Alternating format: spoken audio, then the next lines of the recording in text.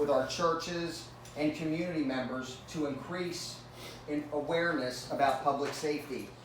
They attend job fairs, community events, and other community-related functions to strengthen our community partnership. We work closely with our health department, and we also partnered with the Ocean City Police Department and the State's Attorney's Office for the HOT team, that's the homeless outreach team, to ensure that our homeless population were getting the services that they needed. Our community service section also does residential and business security surveys to make sure that the businesses are safe and that they're aware of the different types of crimes that are out here. And we also partner, they also partner with our school deputies to ensure the safety of our children and to teach them about safety precautions. One of the first things I also did, and this is extremely important, every county has a child advocacy center. And the child advocacy center typically will have law enforcement, social services, and life crisis working together to ensure that our child victims are protected from predators. So traditionally we would always have one investigator from the sheriff's office. I was able to get 2 full-time investigators that are strictly working through the CAC to make sure that these child predators are held accountable. The state's attorney has an attorney there, and we work very closely to ensure that these cases are investigated and that we're bringing them to a successful conclusion and a successful prosecution, and we've been working very well on that. We will always fight to keep our children safe from the predators that are out here.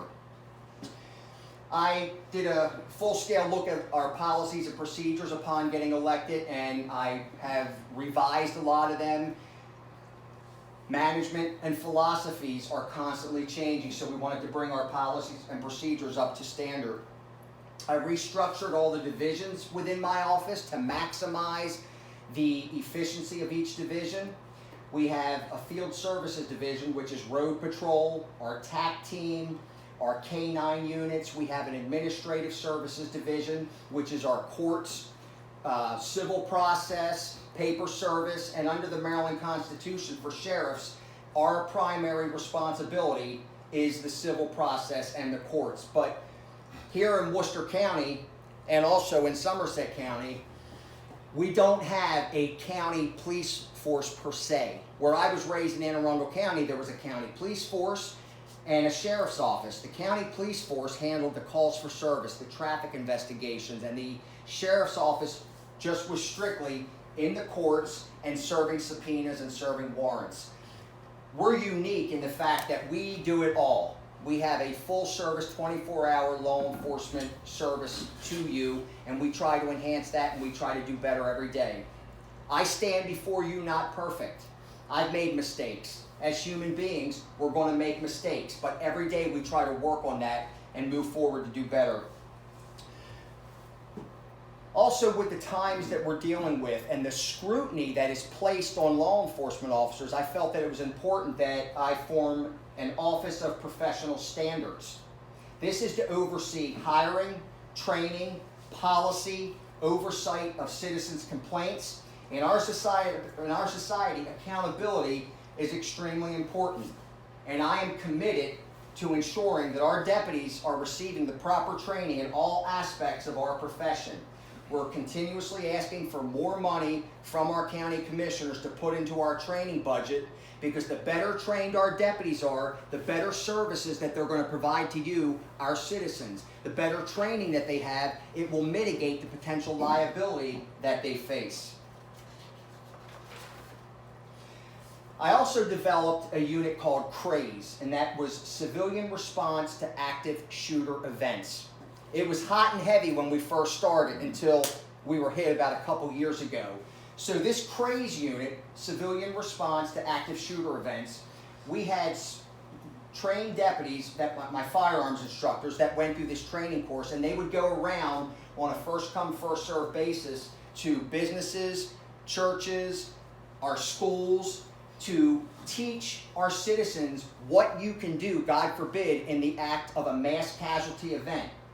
What you can do to protect yourselves in those precious minutes. Those mass casualty events, 4 minutes from start to finish. And in those 4 minutes, we try to teach our citizens what you can do to keep yourself or others from being a potential victim.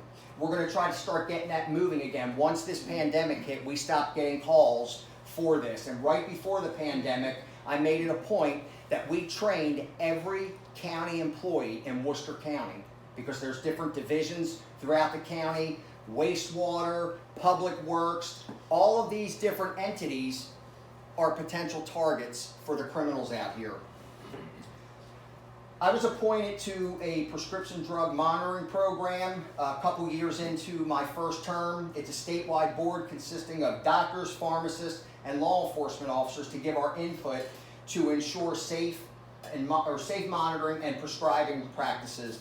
I was also appointed to an active assailant interdisciplinary work group, which is a multidisciplinary and multi-jurisdictional work group.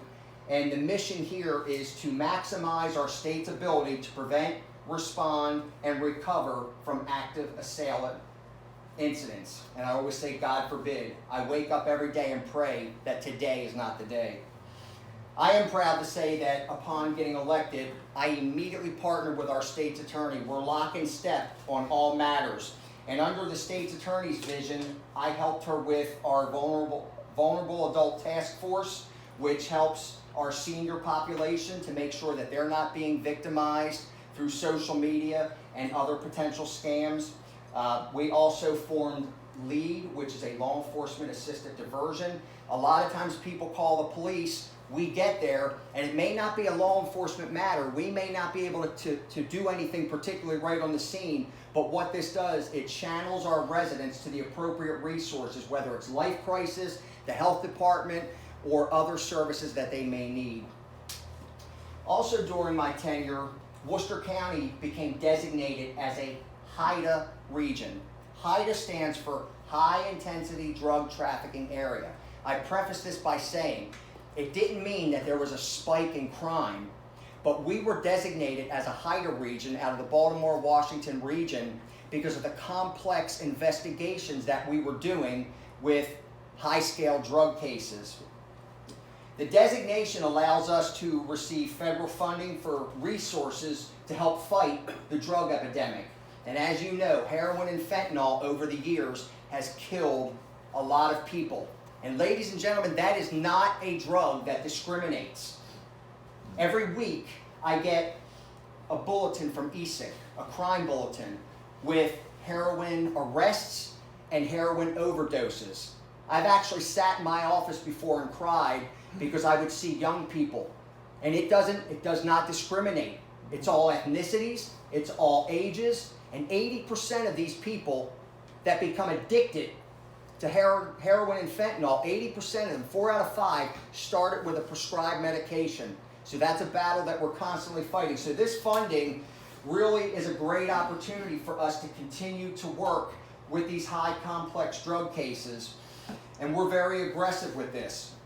This commitment started years ago with the drug cases under Sheriff Martin when they formed the criminal enforcement team, and we've been able to keep that going. It's a multi-jurisdictional approach working with allied agencies to target offenders. The prosecution of these complex cases keeps our county a safe and enjoyable place for all of our residents. Not to take away from other counties, but I will stand here and tell you, I believe we have one of the safest counties in the state because of the effects of things like this that give us the resources and the databases to delve into this and work with other states to bring down these distributors of these poisons into our society. We compiled a lot of data to get this designation, and we're going to continue to work on that. One of the things that's been most beneficial to be a HIDTA region, we have a complex that we were able to move into where I put our criminal enforcement team, which is essentially a drug narcotics task force, and our County Bureau of Investigation, which is Sheriff's Office, State Police, Berlin Police Department, and other local agencies working together to target and work the high cases with crimes against people and the high-scale crimes.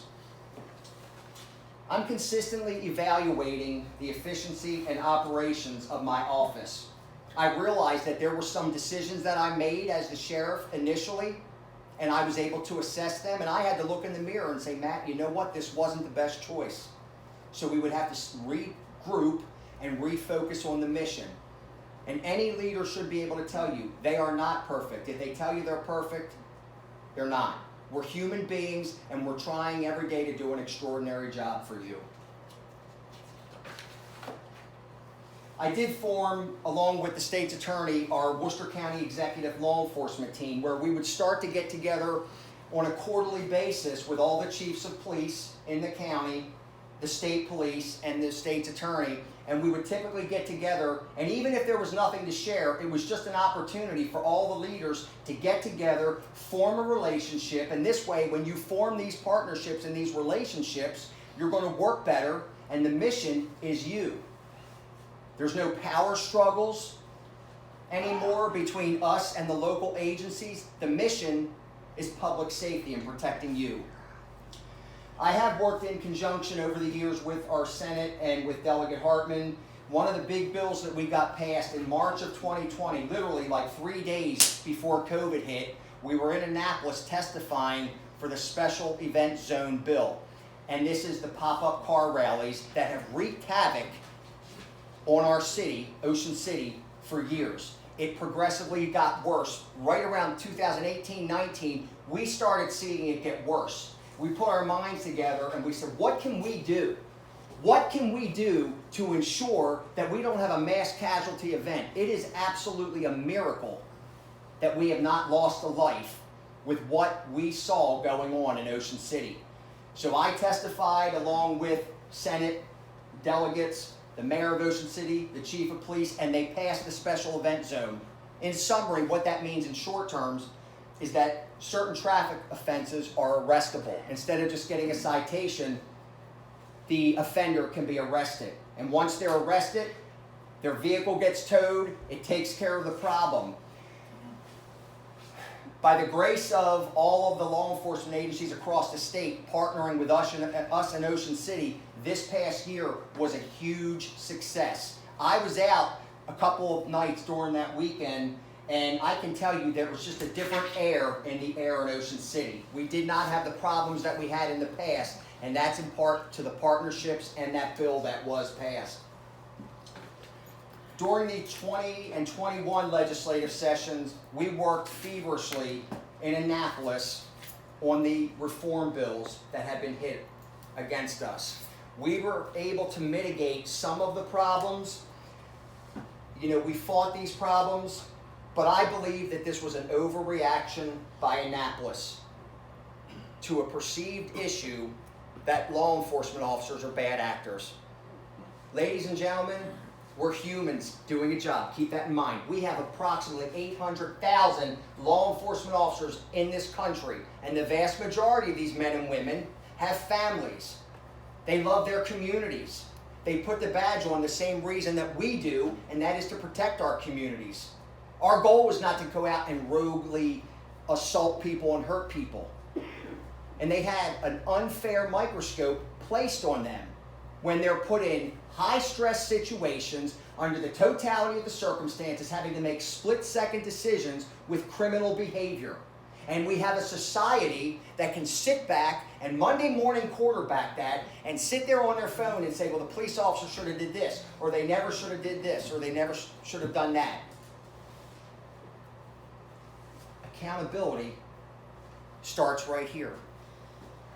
And I firmly believe that it's the culture that law enforcement agencies should establish from the top to the bottom. As the sheriff of this county, my men and women know, I will not tolerate misconduct or criminal behavior. I have about 3 to 4 deputies that no longer work at the Worcester County Sheriff's Office since I become the sheriff. Will not tolerate disrespect to our community. They know that they're held to a higher standard. The position of lieutenant in a law enforcement agency is a command position, and they are typically appointed by the chief of police or by the sheriff. I've had the distinct honor of appointing 6 lieutenants. In June of 2020, I appointed the first female commander in the whole history of Worcester County. And now I have 2 out of 6 that are females on the staff, and they are absolutely phenomenal. I have a very cohesive command team, and they oversee all of the different divisions, and they make sure down the rank and file that the sergeants are doing their jobs, that the corporals and that the rank and file are doing the job to the best of their ability.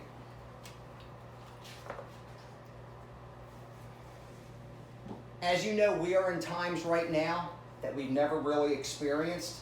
I have to tell you that the safety of our county is always going to be a top priority. We are consistently trying to ensure that we are serving you the best that we possibly can. With that, I developed a training and recruitment coordinator. We've always had training, but what I was able to do was take one supervisory position and have them oversee training. They train our personnel, they make sure that they get advanced training in all different areas when we get that money in our training budget. Again, when you have enhanced training, it ensures a better product to you. We have better trained deputies, and it lowers the liability, like I told you, and we have to adapt to the ever-changing societal demands. We also started working closely with an attorney, Randy Means, who specializes in constitutional policing. So we're continuing to work with him, and I did reach out to our academy director just to find out the latest and greatest in the updates, because the objectives are always changing through the training commission. The academy does teach the Bill of Rights, and they encourage the recruits to make sure that they stay up on the Constitution. They do teach the Maryland Constitution, but from what I've been told, the objectives that they teach on are the ones that are set through the Maryland Police Training Commission. They are the ones that certify our police officers. So yes, we are doing additional training, and we will continue to do that to ensure that the constitutional principles of our law enforcement officers are up here. Sheriff Howard and I, along with the Eastern Shore Sheriffs, have worked, well, it slowed up a little bit with a lot of the things that were going on, but we finally had this finalized. We formed the first ever Eastern Shore Sheriff's MOU, a Memorandum of Understanding. Some of them are called MOAs now.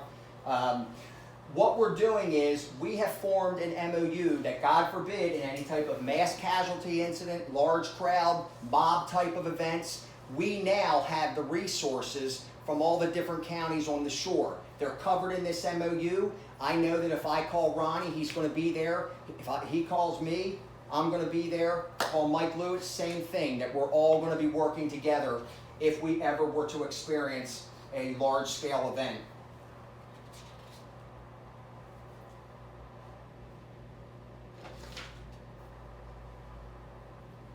Okay, moving forward,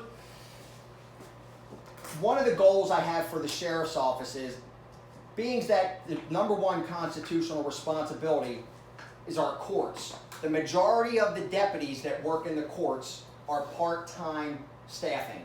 They typically are deputies that have retired from the Maryland State Police, the Ocean City Police Department, Natural Resources, and for years we were getting a lot of applications, and we were able to staff the courts. Since July of 2019, almost 3 years, I've had a total of 17 part-time applications. Men and women are retiring from this job now after 25 and 30 years, and they're putting their bag down and they're saying, I've had enough. We've already recently learned in one of our meetings, we have 24 sheriffs in this county. 11 are not running for re-election. So we're trying to work to make sure that they get somebody in their spot to run. This could be maybe they've ran several terms, but I'm going to be candid with you. I've talked to chiefs and sheriffs at conventions, and I talked to some chiefs across the bay, and they said, when these reforms take effect in July of 2022, I'm out of here. I'm not going to see it. I had one chief say that, and I said, are you serious? Yeah. And I had one sheriff tell me he wasn't running. I said, you're being serious? He said, I'm 1,000% serious. So we got to keep fighting. we have to keep adapting to the different changes that we're seeing in order to keep our community safe. What I want to do is get these part-time positions converted to full-time. And when you get these positions converted to full-time, we're still getting applications for full-time employment. Luckily, there are people that want to work in Worcester County in law enforcement. The battles that we have right now, we have some neighboring agencies within the last 6 weeks that have got a huge pay increase. 2 counties, I'll just give you an example. One of the counties are starting a police recruit, never been a law enforcement officer, at $58,000. And when they graduate the academy, they're going to $63,984. So we'll say $64,000. That's about the pay that one of my corporals gets, a low-level supervisor. So we got a lot of work ahead of us. We have to work with our county commissioners to try to get increased pay, because what we're going to find happening is, as we're competing with these neighboring agencies, we're going to see men and women leaving to go to these neighboring counties. We're also battling the Maryland State Police, who are offering huge pay incentive packages. For example, if I have 3 or 4 years experience as a police officer and I want to leave the sheriff's office and get hired with the state police, I can go through their academy, and when I get out of the academy, they'll start me at $85,000. So we got a lot of work on our hands. This is the long term. This is why it's important that we get these positions to full-time, so we get not only the retention, but as a recruitment tool. And I will be going before the commissioners trying to get our pay increased. But that's difficult now because of all of the unfunded mandates that are being handed down by Annapolis. And one of the biggest ones with the biggest fiscal impact is our body-worn camera program. Right now I'm in negotiations with the commissioners. We've seen different body-worn camera vendors that have come in. They give us a demonstration. We've had about 4 or 5 of these demonstrations, and we're trying to secure a contract with a vendor so that all of the agencies in this county are on the same vendor, and that helps our state's attorney, because all of the evidence from all of the law enforcement agencies go to the state's attorney's office, and I'll let you expand upon that, Chris, when you're talking. I also am looking to try to secure a new public safety building. The current sheriff's office is in the basement on Franklin Street in Snow Hill. When they did the architectural plans for this in 1996, the building was constructed and set and ready for implementation around 2002, late 2002. That's probably when we had about 45 deputies. Right now I have 96 pins, 96 sworn pins. We're outgrowing our space. We're breaking down closets and putting in new walls to try to maximize the space. But I have to tell you, a public safety facility would be huge for this county.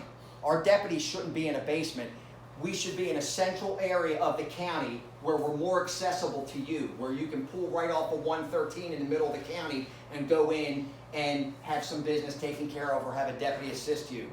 That's a 7 to 10 year type of a plan. But I have to be clear, this is all contingent on approval by our county commissioners. When I say we're in the infinite stages, we are in the infinite stages. We just went before them to present the idea. We haven't even planned, we haven't done anything. We're just getting the foundation, and then we'll start planning, but that's a long-term effect.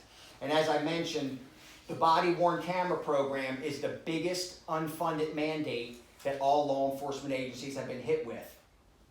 We have to be functional with body-worn cameras by July 1 of 2025. And that sounds like a long time from now. But when you have preparation, planning, implementation, getting the bugs out, making sure that it's flowing smoothly, we're working feverishly to get that done now. And if we wait, each year that we wait, the vending prices are going to go up. This is a swag, but this is the number they gave us, 5 to 7% each year, because they know that we're at their mercy. When they hit us with this unfunded mandate, the body-worn camera companies, I would probably get 30 or 40 emails a day from different body-worn camera companies. Hey, Sheriff, let us come down and show you our product. Panasonic, body-worn cam. There's all different kinds. So, again, this is something that we have no choice. I'm for the cameras. They can protect our deputies, and they can show that when we're making split-second decisions, most of the time we are getting it right. We want to make sure that they're being protected. So understand, we are for this, but we're hoping that we can get some state funding. This is a big chunk of change for a 5-year contract. We're looking at potentially about $2 million for a 5-year contractual agreement. So my office not only is working on that, but we're also looking to try to get other funding sources, whether it's grant or whether there's state funds that we can try to tap into, but every police department in this state is going to be doing that. But I want to let you know that we're going to do our best to try to mitigate the tax dollar on this. Something else that's not really talked about that I want you to know about is mental health with our first responders. This is something that really only has been brought up in the last couple of years. When we went through training years ago, the training was, and we have police officers in here, they can tell you, suck it up. After a serious car crash that you responded to, seeing a dead child, seeing a decapitated body, we've all had this happen to us. Afterwards, we'd regroup, and I remember as a young officer, suck it up, man. This is part of the job. So you suck it up, you compartmentalize it in the back of your mind. I have been very aggressive with peer support for our deputies. I have formed a peer support team within the Worcester County Sheriff's Office. We have a contractual agreement with a mental health clinician that is going to help our deputies, and particularly some of the most grotesque images that they have to view are our workers in the Child Advocacy Center. And without naming names, I will just tell you that we went through a very serious situation recently with one of our deputies, because it's always, you're doing okay? Yep, I'm good. Yep, I'm good. Yep, I'm good. When they're not really good. It's a stigma, it's a barrier that we're trying to break down. And I'm telling you all this because I want your deputies to be healthy, of sound mind and judgment, so they can provide better products to you. I have deputies coming to me, and I'm sure Sheriff Howard's had them come to him. I've had deputies come to me in the last 2 years since we've had this black cloud over law enforcement. Sheriff, I don't want to go to jail for doing my job. Calm down. It's going to be okay. We're working together. So they're out here. They're doing the best that they can under the circumstances. But I will tell you, ladies and gentlemen, they have a lot of anxiety. I have one right now that is right on the fringes of leaving to go to fire service. I'm going to hate to lose this person because this deputy is phenomenal. But they're starting to weigh the odds. And we have it good here. And this is a county with people like you who give us overwhelming support. I would not want to be doing this job on the western portion of that Bay Bridge, because I could tell you stories all night long from the chiefs and the sheriffs when we have our conventions, and I think, I don't know how you do it. But we have a county that overwhelmingly supports us, so I thank each and every one of you for that. We're going to continue to work with our mental health clinicians to ensure the safety of our deputies up here, so that they can continue to do the job. And yes, we can get better. We're human beings. We're going to encourage them to do better tomorrow than they did today. That's always going to be my philosophy. School safety has always been a top priority for me. I taught the DARE program for almost 20 years in our schools, and that was probably one of the best jobs that I ever had. So protecting our kids is always going to be a top priority. The deputies are in the school not just for the physical safety of the children and the school population, but I encourage them all the time. Foster relationships with our kids. Foster partnerships, because our kids, a lot of them see us as an enemy, and we are not. And I'm very proud. Things that you don't hear or see, but we have parents, we have the deputies coming to me saying, check this picture out. Look at, this is my new friend. I'm helping him with his homework. I'm going to his baseball practice. I'm going to her dance class. I mean, they're coming to me with stories, and I'm like, wow, this is what you don't hear and see in society. You cannot statistically gauge the positive impact of having law enforcement officers in schools. You can manipulate numbers and you can gauge drug numbers and criminal statistics, but you're never going to be able to statistically gauge, and I know we have teachers in here, you cannot statistically gauge the positive impact that you're going to make on that. So that's a big push. School safety will always be a big push. Committed to the community. That's going to always be why I'm standing in front of you. As long as I am privileged to be your sheriff, I'm going to be committed to your safety. I believe in the rule of law and enforcing the laws that we have on our books. We are extremely fortunate to have a like-minded state's attorney who is very pro-prosecution. We are fortunate here. If you commit a crime, you're going to get locked up. So I thank you for that. We've established strong partnerships with all of the different entities. I've mentioned that. As long as I'm your sheriff, we will work closely with all of the different entities so that we can provide the best product to you. And I'm going to continue to fight in Annapolis. That's another thing. Unfortunately, over the last 2 years, we have not been able to go up there and do this in front of the committees. I had a deputy testify yesterday for a canine bill, and she had to do that on Zoom. Does it work? Do you get your message across? Maybe. But if you were at your homes right now, and I'm on a platform on my phone or on a screen and I'm talking to you, it's not going to have the same effect. So I'm being told right now that in early February, we'll be able to go back up. We work closely with the president of our Maryland Sheriff's Association, Sheriff Mike Lewis. We were just on the phone the other day and I said, Mike, let's get ready. We need to go to Annapolis to continue to fight these reform bills because we still have another session before a lot of these bills take effect. But what we're up against,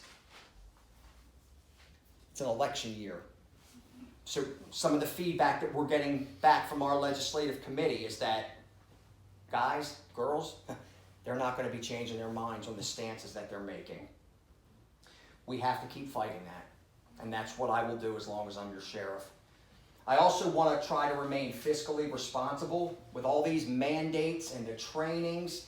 We want to try to do this and minimize the tax dollars. So we're constantly looking for additional funding sources, and we will continue to do that. I do just want to say thank you to everyone for being here tonight, and thank you for the chance to allow